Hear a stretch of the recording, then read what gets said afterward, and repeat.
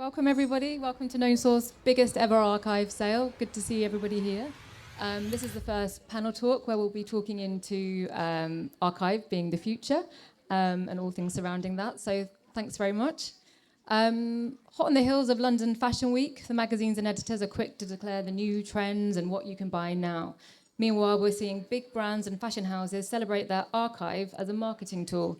Margiela's folders, Dior, McQueen, Stone Island and even H&M. Possibly as a coping mechanism to take back a bit of control with the accelerated pace of trends and storytelling as they know it. We're here to talk about the importance of archival fashion, how this is informing current fashion trends, and what makes something worthy of archive status in the first place. So we'll just do a quick introduction. My name's Dominique. This is Henry. Hi everyone, I'm Henry, one of the co-founders of Known Source, along with Theo who's here. Quick introduction to Known Source. We're a collective of vintage dealers focusing on circularity and curation, as well as trying to elevate the vintage and the archive experience. We're a collective of incredible independent businesses like everyone you can see here. So my name's Gemma, also nowadays known as, are you that elephant woman or something? Because I have an Instagram feed called The Elephant in My Wardrobe where I talk about fashion's secondhand future. I used to work in fashion. I got really fed up of overproduction and constant growth. And so I went back to college and I am an aspiring doctor of secondhand fashion. So I'm doing a PhD in the future of the secondhand market. Hey guys, my name is Woody. I run TRUSS. We have a media platform where we talk about culture and current events, but we also have a platform that helps high volume resellers value their inventory at scale.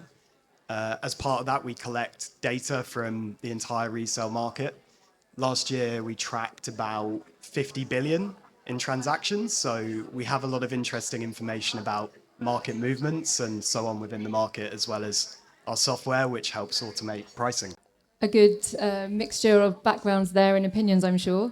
Let's start with some optimism, and I'm going to go straight to Henry here and ask you, what does the future of fashion look like to you in an ideal world? I'm biased, I'm going to be honest. And looking around this event and seeing the quality and the expertise here really makes me positive. I think the future of the industry resides in independent businesses. Independent businesses like these, people who have expertise and have so much passion about what they're doing. And I think the amount of depth and knowledge, as well as curation and understanding of products and where they've come from, their cultural relevance, that gives me a lot of excitement for the future. I think also we're definitely heading towards a really positive outlook in terms of consumption. I like to think that. I think we're seeing consumer behaviors shifting. We're seeing stigmas around secondhand fashion changing very frequently and a lot of the time. And so, overall, I'm positive. We've still got a long way to go to convert the unconverted. But we're definitely on a really exciting path. I think fashion's future is secondhand, or I think at least part of it. I think ultimately fashion's future will be less. We need systemic change. We probably need to make a lot less than the 100 to 150 billion new clothes we're making every year.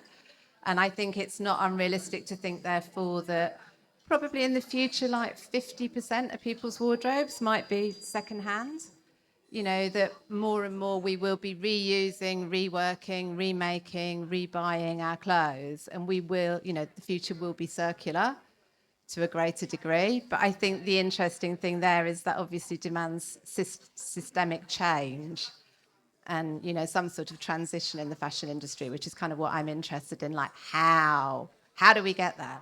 Nice. And in a similar way to Henry, I guess, for me, it's just higher quality production for first-hand goods and products in circulation for longer. I think it's as simple as that, really. If we're doing that, then it's good. Because new products are going to be made. If they're better quality, stay in circulation longer and people can use them for longer. And that's an amazing thing. At what point do you think a garment stops being secondhand and then becomes a cultural artifact? I suppose when meaning outweighs utility, I think is just simply put how I'd see that, where culturally or emotionally there's some kind of extra thing that's beyond the wearability of the product. I think it's really personal. I think that it completely depends on the individual. And that's what I find really exciting about the archive and the secondhand fashion space is everybody can find value in a specific product, whether it's like you know, a specific stitch which has come out of place and then been fixed, or a patch that has been put on, or you really understand the cultural significance of that product back in the day. And I think that's the exciting thing, is it means that in a lot of people's eyes, any product can turn into that cultural artifact level. It's a really personal experience you have with that specific product that is what raises that value from, this is just a used good, to this is something truly special to me. So I like to think that anything can become a cultural artifact to some extent if enough love and expertise has been put into it to raise the value of it in that owner's eyes. Yeah, and I was going to say, I think what kind of came across to me when you were saying that is it's also about us building relationships with the things we own, you know, with our clothes, and that's about the way we consume them. You know, the things you keep, why do you keep them? You know, you keep them because maybe there's a story to them. You know, this jacket was a friend of mine's, and he had it made for him in Savile Row in the 1990s, and it had completely moth-eaten. And he was like, I don't want to get rid of it, Gem, but I never wear it because it's covered in moth holes. And so I put the selvages on. A friend of mine gave me them. He's a tailor in Savile Row. They don't use the selvages. I sewed them on. You know, I think over time we imbue our clothes with meaning and with stories. And I think maybe the whole fast fashion thing doesn't give us the time to kind of build the relationship with clothes that makes them that kind of cultural artifact, treasured piece, however you want to call it. And let's talk about archive as a trend for the moment. Do you think it's possible to predict future trends and what's worth investing in? I think with secondhand fashion, it's hard to predict the trend, or with archival fashion. If I think about when Kanye West wore the Riot bomber jacket from Raf Simons, and then suddenly they started selling on Grailed for like 40 grand. I don't think anyone could predict that, because it's like these moments. And the interesting thing about secondhand fashion or archival fashion is basically that when a moment happens, all the inventory's there for someone to tap into. Whereas if it's a brand producing first-hand garments, they have to think about their cycles in terms of actually making the product. So it's actually very, very hard to predict. You can see what happens in retrospect, but it's really difficult to look at what's going to happen next, honestly. I was going to say, if you look at the definition of vintage and you say, well, vintage is about things that were typified the fashions of the era, I think you can sort of look at certain brands or certain fashion moments and say, that was a moment that changed fashion. You know, that thing will become something, because in the new industry, it was something kind of exciting and different. You know, I mean, to me, you know, you think about Tom Ford and that first Gucci collection, it kind of rocked the world at the time. You think about maybe some of the Stella McCartney things that happened at Chloe in the early 2000s. They change, you know, there are moments in fashion that change things. And I think they are trends that you can predict will be collectible in the future. I don't know what you think. I guess it can be moods as well as actual items. Yeah, I think that's a really interesting point. If you look back and you look at the specific collections and the seasons and even the runways, you can have confidence that at some point those products are going to rise in value. I think also that there are some things that happen which make items increase in value. I mean, like the simple one is recently Armani's death. It's like we are now seeing within the industry, Armani items are incredibly popular, and rightly so. Like, rightly so. It's irrespective of his death that they've increased in value. But I think then you can sometimes, and to be honest, the best people to speak to about this are the independent businesses here, because those are the people who are kind of controlling the trends, because they are spotting these little things, these little connections between items, and they're like, I think in a couple of years' time, the price of this item might rise. And it's like, it's almost outside of statistics in a way. It's a feeling. It's based on nuance and understanding of what consumers want that makes them. It's an understanding of what makes an item special and valuable and why a consumer might appreciate that. Yeah. To bounce off that, like, these guys are the trendsetters. They're like the maisons of of the resale economy, and you know, the volume players or whatever else will happen from that kind of cultural moment, I suppose, in a funny sort of way. Yeah. Oh. So I was going to say, the thing that's interesting also is, as a designer, I was always inspired by secondhand clothes. So as a designer, we used to go to flea market. You know, you go to Portobello, you go to flea markets. You are actually, there's this funny thing in fashion, that fashion is making new trends out of designers going to places like this and being really inspired by the way vintage dealers are curating fashion and the trends they're spotting, that then will kind of make those trends in the vintage market even more because they're also in the new market. It's so interconnected, actually. It is. And actually, I would love to hear your opinion on this, Woody, as well, because what do you think that these trends that you see amongst the businesses here, do you think by the time that they've hit the statistics that it's almost like too late, the trends almost happened and gone within the archive scene? I guess to take your Armani example, right? Like, I think it does last a bit longer than, say, a week. It probably lasts like a few months or maybe even a year. And what will begin to happen is people will compare. So if I'm now selling an Armani piece, a vintage Armani piece on Depop or Vinted, I'm going to see that the prices are a bit higher because I'm just comparing it or using my software. But anyway, I'm kind of comparing it to what other people are doing. So I think that kind of bubbles up as like a collective unconscious in a way or something like that, where, you know, the trend impacts the trend and then there's cycles. And I think resale, because it's very new, the cycles aren't actually that apparent to us yet, but I'm sure we'll uncover what causes them in more detail over time. What about the way people are discovering things? I think we talked briefly about this notion of hunting and gathering and that buzz you get from collecting something that you really love. Do you think that resale is going to help shape the future of what shopping is for us? Yes, I do, because I think the way fashion and retailing has become, you know, we're sort of oversaturated, aren't we? You know, I go into stores and it all feels very samey and everything's in stock and it's all there. And actually, as human beings, when I was doing my MA, I did some research on kind of why do we overconsume, why do we shop? And we get dopamine from shopping, and we've been pre-programmed through millennia to hunt for things that make us feel good, to find things and feel clever. And I think in the mainstream fashion world now, you don't really have to hunt for very much anymore. It's all there. Yeah, where I think, you go into the second-hand market and you find that one wonderful thing that you were really looking for, and especially if it's an amazing price as well, or you feel like you've got a bit of a deal, you are so rewarded with all that dopamine. So I think once you start, it kind of becomes quite addictive. And I think, again, that's another reason to be hopeful that fashion's future, to a large degree, could be second-hand, because actually it's enjoyable.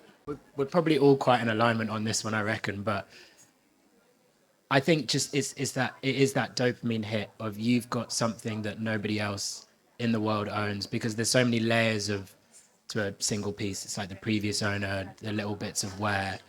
And I think it's a completely different experience when you know that you're the only person who owns it. You feel special. And when you put it on, you're like, this is my piece and nobody else's.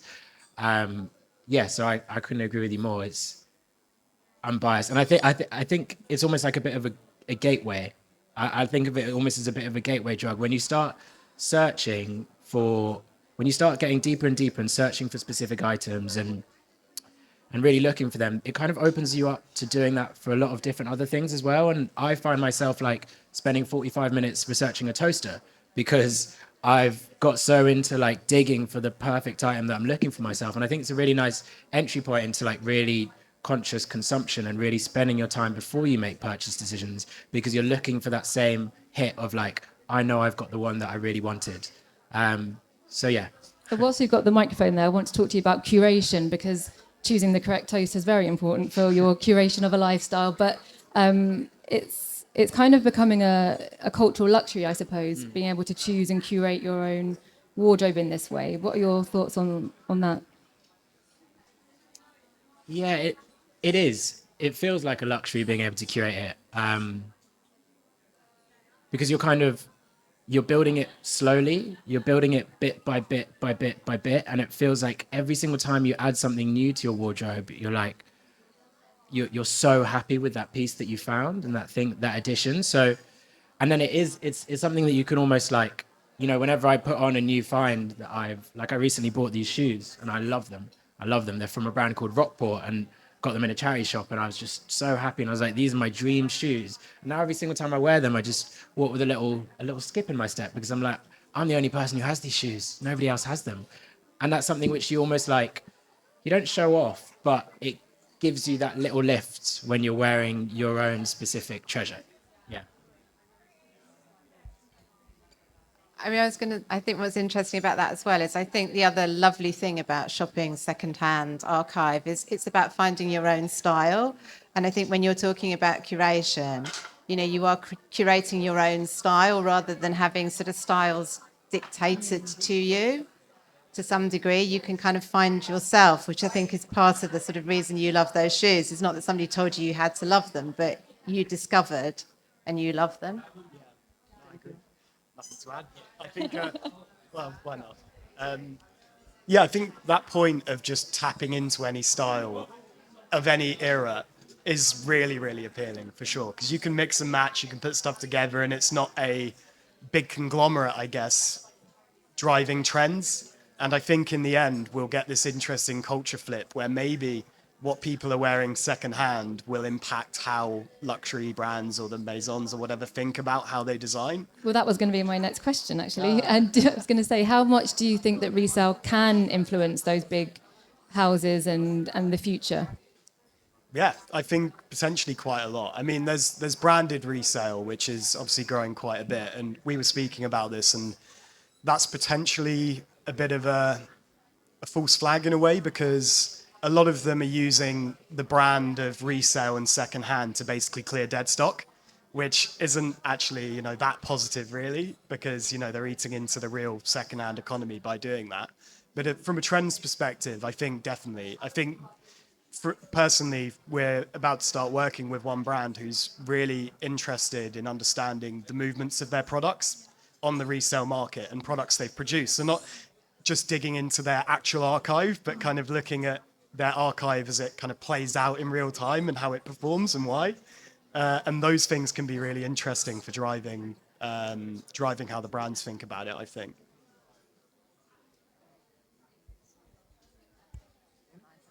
Well, I was going to say, as a designer, I think you're always I mean, you must think this from your perspective. You're always interested in how people use your product.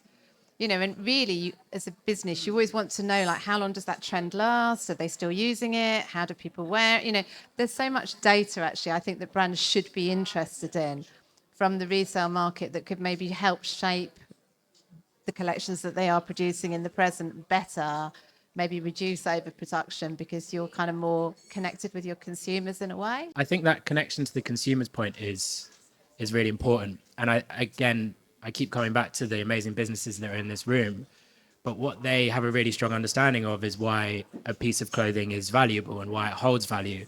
And I think that proximity to the target consumer is super important for brands. Is that, their job is they can pick up a piece of clothing from any brand and they will know why that piece of clothing holds value and why the target consumer would like that. And I think that understanding and proximity to your target consumer is super important for these fashion houses. And I know some of these guys as well, and I know that brands do come to them, right? Quite a lot to try and understand, what their perspective on how they should do things is. And yeah, that's fascinating. It's a cultural shift, I think. And what about consumers? What responsibility do you think consumers have in all of this? Well, I think as somebody who loves the secondhand market, when I talk to people who shop secondhand, mostly people will say to me, well, I get to find these amazing things and I get to buy these really beautiful quality clothes that I probably wouldn't be able to afford. And, they're lovely. And that's, it's a lot about quality and provenance. But I think as consumers, we need to think about, therefore, the stuff we're buying now, because the secondhand market is entirely dependent on us as consumers and the mainstream industry for all of its stock. And, my fear to some degree, and I know we're being upbeat about all of this, but my fear is, we're buying billions of fast fashion items that I think will have no value. My question, I guess, is will they have a value in the secondhand market in the future? In 25 years' time, will H&M be iconic because it typifies the fashion of this era? I think we have to think about what we buy now if we're going to buy new stuff, which comes back to both your points, actually, which I think were really well made about buying better quality pieces now, because what we buy now is the future of the secondhand market that we all love. I like that. The H&M typifies what's popular now. You're right. It's really interesting. I think, yeah, it's interesting to think about the consumer, because I think we are all in a bubble to some extent, and we know everybody in this room is really passionate about archive and secondhand fashion. But I think the real impact comes from when we convert the unconverted. And I think we have to understand that fast fashion gives people a really easy entry point into clothing and discovering style to some extent, because they can see a trend, they can be like, that looks good, I'm going to buy it, I'm going to give it a go. And I think when we are really making inroads into that is when people are using, and I think peer-to-peer marketplaces are useful for that, when people are using resale platforms to do that self-styled discovery. And I think when that becomes more and more, and people are using that as an entry point into the resale market, that's when we'll see a really impact in conscious consumption and consumer behaviors.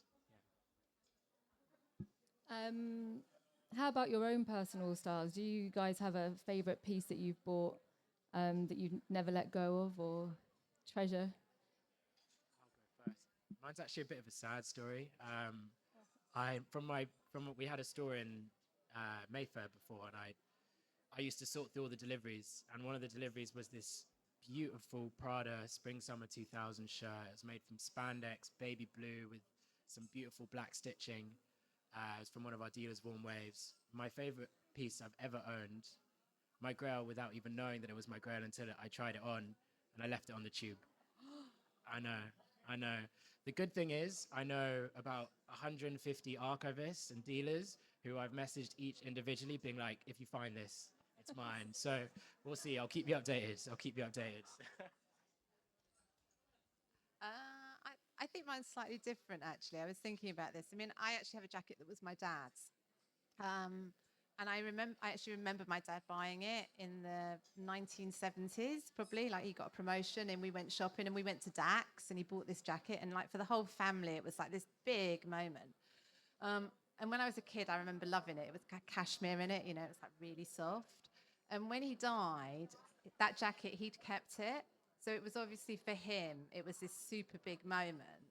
And quite often I wear it when I'm nervous about things. I mean, I now wear it. It's got his stuff in the pocket still. It's got like his little notes of things that he had to do. So for me, I'll never get rid of that jacket, and it has a different provenance. And I do think quite often we think about just buying secondhand clothes, but actually a lot of people I know have clothes from, you were talking about your granny's clothes, and we have clothes that have family meanings and all of those things as well. It's a tough question because I do have quite a few clothes. So I think it's going to be, I've got this Ralph Lauren jacket, which is like a short sleeve Ralph Lauren golf jacket, which I bought at uni. I've since taken up golf and I don't love it anymore. It's just not so cool anymore, like when you're actually wearing it, playing golf. But still, like I would never get rid of it. It's just one of those pieces that I've not seen again. It's like 80s golf stuff, and it's really cool.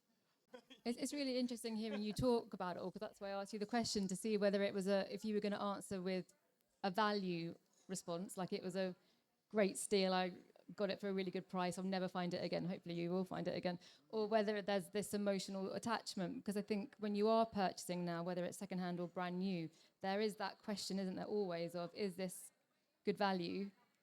Do I have an emotional connection to it? And it talks back into that dopamine hit, and the whole process of buying something that you love eventually, and hopefully it lives on. Talking about living on, do you guys have any tips then for things that we should be looking and investing into right now? Yeah, I mean, I do quite a lot of posts on LinkedIn about what's moving in the market and this kind of thing.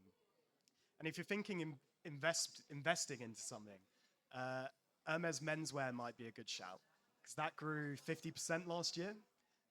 The other brands relatively, like Louis Vuitton and Chanel, it was about 2 or 3% in the menswear space. So I guess it's showing maturity in the menswear luxury space, and also not their kind of hero products, not the Kellys or the Birkins, obviously, but kind of more niche items. But Hermes is obviously a very interesting example, because the moment you leave the shop, the value increases of the product on the resale market. And so, yeah, if you see any menswear Hermes, tell me about it first, and maybe I'll buy it. Whilst you've got the microphone there too, because I know that handbags is unexpectedly one of your kind of specialist subjects. What about handbags? Yeah, it's really interesting. So, recently Kering posted a big loss. which was quite famous for their, like, I think it was their Q4 results that came out. And we decided to look into how that tracks on the resale market. And actually, Kering products, Gucci, Balenciaga, and so on, they're growing rapidly. And so you wonder if they're actually losing that customer who wants to, buy luxury goods and are shopping aspirationally, but they're actually able to get the same item for, let's say, half the price on the resale market. So this could be actually where their customer base is concentrating all of a sudden, which is a really fascinating trend, which isn't seen, I don't think, as much amongst the, ultra high luxury tier. But for those brands, it's a really fascinating trend and something they probably need to look at more, for sure. Yeah, I mean, I think there's lots there as well, isn't there? Because in the handbag world, lots of those big brands have actually reinvented, relaunched, reissued bags from the sort of noughties and the 2010s. And then you think, well, I mean, genuinely, like, why would I buy a new one for 3 times the price of one of these? I mean, I don't understand it. And then also, that's not that exciting, really, is it? You're reissuing something that I already know that I can buy, that I've seen before. Like, I mean, I think that's an interesting example of what you were talking about sort of second-hand market kind of influencing designers and then designers just taking something that's already there. And the other thing I'd say about your original question kind of was, to me, I mean, maybe I'm shopping it in a different way, but I'm really trying to buy second-hand clothes that I like and that I'll wear, like I'll properly wear. There's so many wonderful second-hand clothes that I love them, but they won't work for me in my life. So for me, the value would be in the utility of them, I guess, and in the actual wearing of them, rather than maybe them, appreciating in value or not. On that, the resale trends influencing the first-hand fashion industry, we see it over and over again. And I think the crucial thing is the amount of times the quality of production drops when they reproduce it, and it actually is just a horrible imitation of that product. And I think it's that not proximity to understanding why that product was valuable. It's not just about the shape or the design. It's also like the amount of care that went into every single stitch, the thickness and the quality of the leather. But when you're just trying to mass produce it again, you lose those really personal and emotional elements that made that item special. So yeah, brands listen to resellers a lot more, in other words. And then I think in terms of what to invest in, I think the rise of like Armani recently is something which I'm really interested in. I think that just shows it's about quality. It's about a lot of minimalist brands are doing well right now. A lot of minimalist heritage brands. Anyone who has like really high quality things like leather, really well wearing utilitarian materials are doing really well, and they're great investment pieces because the value of them is never going to drop. And you can get them repaired if you do them properly, and if you look after them, they'll last you forever. So I think look at those heritage brands that are made from high quality materials and they're going to last. Yeah, invest in them. Looking really far into the future, which is always interesting because that's impossible. When you look at what brands were doing with talking about tech coming, and all of a sudden there are all these goggly-eyed things and pockets for tech that we just don't actually use anymore.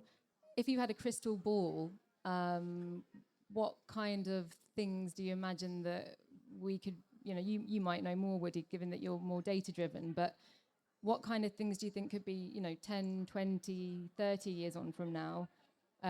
This is a really difficult question that I've thrown at you, but can you see kind of it turbocharging, or do you think there's a cut-off point, Gemma, as well? You might feel like actually we'll meet, there's a saturation point, or... I don't think there is. It's interesting when and I think it's coming back to what is being produced today, which is going to be the archive of the future. There will always be something to archive because we are always going to produce new clothing. And yeah, what is popular and what consumers are wanting will shift and will change, but the archive market isn't going anywhere because what's currently being produced isn't going anywhere. So I think there will always be a place for archive and resale. And in a way, I think there's a lot more places for it. I think we can see through peer-to-peer places which have some sort of roof, and then, dealers come onto other more curated platforms, more curated events like this. There's going to be constantly popping up new ways of resale being approached. So again, I might be slightly biased, but it isn't going anywhere. Archive will always stay relevant. It really will. I think, I mean, throughout human history, actually, there's always been a sort of second-hand market in clothes. If you think, they were very valuable commodities at the time. People used to leave them in their wills. I'm leaving you my coat because it's the most expensive thing I own. So there's always going to be a second-hand market. I mean, and I think it's fascinating. What will it look like in 25 years' time? I mean, it will be here. We'll be trading things. We'll be buying things. I think you're right. The archival market will be alive and well because there will be precious things that typify the era that people will care about and love and want, and that uniqueness will be there. Like the mass market element of the second-hand market, I don't quite know what that'll be like. I mean, again, I think it will be there, but we were laughing earlier, but I can remember the world without mobile phones. I can remember working in the fashion industry when we thought websites were like this thing that, should we bother? I mean, I don't know, maybe not. If you'd have said to me I'd be sitting on the bus on my phone buying vintage clothes from somebody in Korea, I would have said you're absolutely mad. So I don't pretend to know kind of where it's going exactly, but it will be here, and I think it will be thriving in the future. Yeah, it'd definitely be thriving, but I think it will look different. There's a lot of legislation happening around circularity, and product passports in particular is quite an interesting one because the EU is basically mandating that all goods come with some kind of digital ID, which you can tap into and kind of get the provenance ready and there. And I do wonder when, this factors into the conversation about archive fashion, that it might ruin some of that discoverability and some of that crate digging that you were talking about, Henry. But I don't know, if I compare that to something like Discogs, which is crate digging but for vinyls, right? It's highly digitized, and that's kind of a good thing because anyone can look something up and do that crate digging and do that research. So I think there'll be a big movement towards generally digitization of these items, which for me is also kind of a cool thing because actually it creates a digital representation that matches the kind of physical product, which could persist for 100,000 years if we still have data centers. And then someone else can look back in the past and see, okay, what was Armani doing in the 90s, right? Because all those products have be gone then. It'll be really interesting to see how digitization shifts. I think one thing which is, when we look at the stigma surrounding secondhand, which there is still stigma surrounding secondhand, is that people don't like that that product has been owned by somebody else. But I think in our eyes, that's something which is really celebrated. And I think that's where digitization becomes really exciting. It's like, if you can understand exactly who's owned that specific product, it actually makes that specific product even more valuable because it's this is the only product that's been owned by this specific people in the world. Exactly. Yeah, exactly. It's a beautiful way of putting it. Yeah. Set up that website now. But that feels like a really good place to kind of wrap things up, unless there was anything anybody else wanted to say. No? Good question?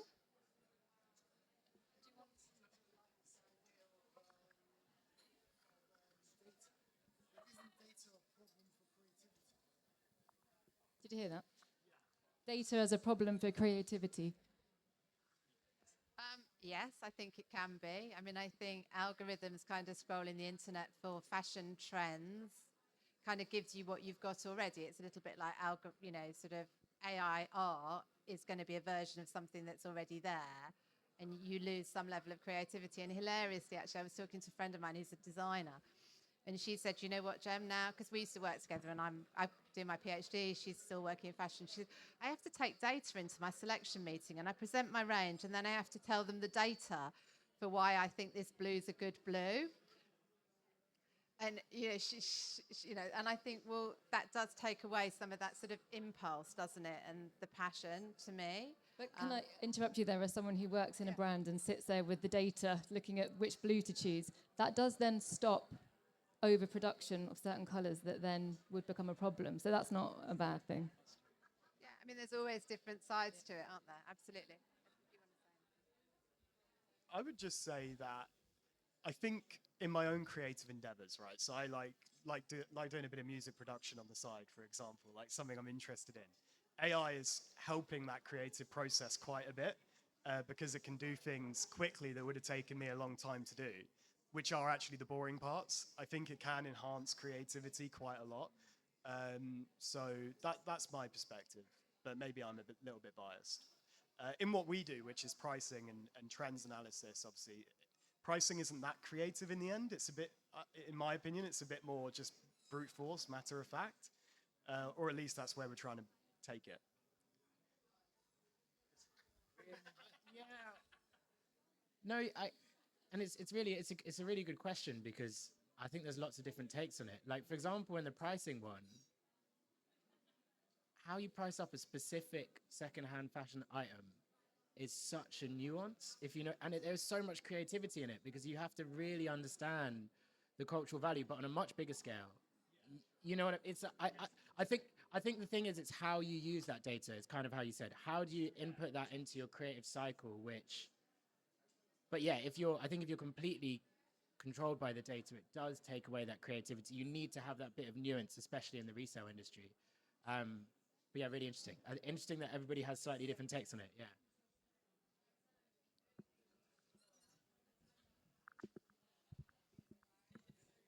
Do you think that, along with preserving the clothes, some of the ideas and the culture of the past is also preserved, and maybe not always for the best, like thinking about, inclusivity in fashion in the early 2000s and inclusivity in fashion now?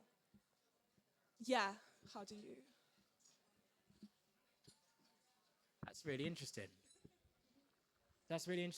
It does. It definitely does preserve some of the culture of the time, and it's a really interesting way to think about it, for better or for worse. And I think definitely with when we look at sizing, and specifically of women's clothes, it is an absolute mess, because you look at it from one era and a size 14 means one thing. You look at it from 10 years before and a size 14 means a completely different thing. And that is coming from not a positive place. Let's put it like that. So it's really interesting. It's a really interesting way of looking at it. It definitely does preserve the culture of that time, for sure. And that is something that can be celebrated at points. When we look at 70s style and 60s and 70s and funk and soul and things like that, and how, bell-bottom trousers are around and preserving kind of the music surrounding by that. But actually, you're really right. It does also bring through some elements which aren't necessarily positive as well. So I haven't really given you an answer. I've just kind of agreed with your question. Yeah. Yeah, but I think you're right. Yeah. Yeah, I think it's really nuanced, actually. It's like the AI conversation, because I agree with you. You can use AI for good, and it can be really helpful, and it's about how you use it. I mean, the second-hand market, because it's completely dependent on the mainstream industry, it magnifies and amplifies all of the inequalities, doesn't it? Pricing inequalities, sizing inequalities, all of the bad stuff that the fashion industry does. It's just more in the second-hand market, I think. But again, the other side of your question, yes, for me, like, clothes hold memories, like songs do. I can see a certain piece of clothing and it will take me back to a point in my life, and I'm like, I remember that, or a person, or, something. So it's very nuanced, isn't it? Which I think is what you were saying. And yes, it's a really fair point. I mean, we preserve crinolines, don't we? And I mean, you could say from a female perspective, being in a corset with a sort of 16-inch waist and hooped skirts was definitely not emancipatory, was it, in any way? Thanks very much. Thanks, everybody.